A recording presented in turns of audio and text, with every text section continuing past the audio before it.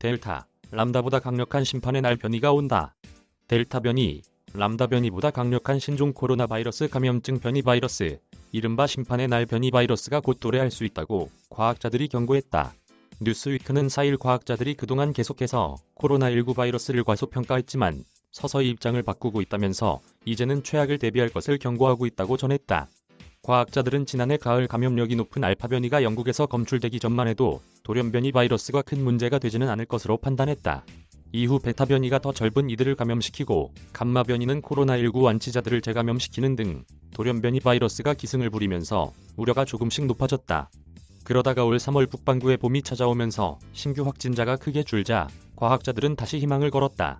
일부 감염병 학자들은 백신만 빨리 맞으면 돌연 변이들도 조만간 맥을 묻히고 팬데믹 역시 서서히 영향력이 줄어들 것으로 조심스레 낙관했다.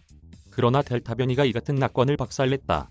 지난해 12월 인도에서 처음 발견된 델타 변이는 이전 어떤 돌연 변이 코로나19 바이러스보다 감염력이 높다. 미국 질병통제예방센터는 마스크 착용 기준까지 바꿨다.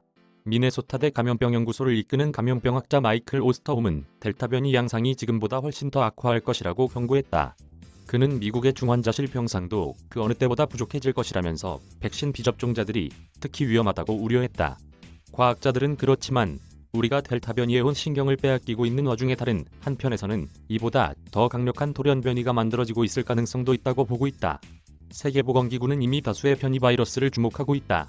에타 바이러스는 현재 여러 나라에 퍼졌고 카파 변이는 인도에서 세력을 키우고 있다. 뉴욕시에서 처음 발견된 이오타 변이도 있다. 가장 문제가 되는 변이는 람다 변이다.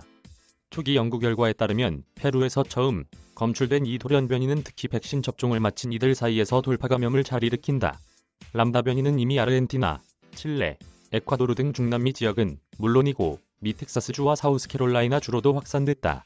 온갖 돌연 변이 바이러스들이 부상하면서 이 가운데 백신을 무력화시키고 마치 산불처럼 번지면서 수많은 이들의 목숨을 앗아갈 심판의 날 돌연 변이가 앞으로 나오거나 최악의 경우 이미 만들어지고 있을 수 있다는 우려도 나온다.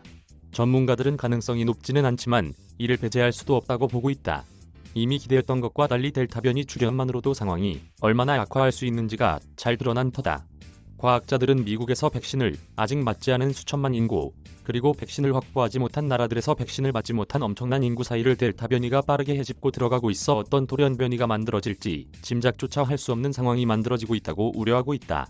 음모론으로 스스로 백신을 거부하건 백신이 없어 맞지 못하건 백신을 아직 맞지 않았거나 못한 이들이 거대한 돌연 변이 공장이 돼 수많은 변이 바이러스를 만들어내는 모태가 될 수 있다.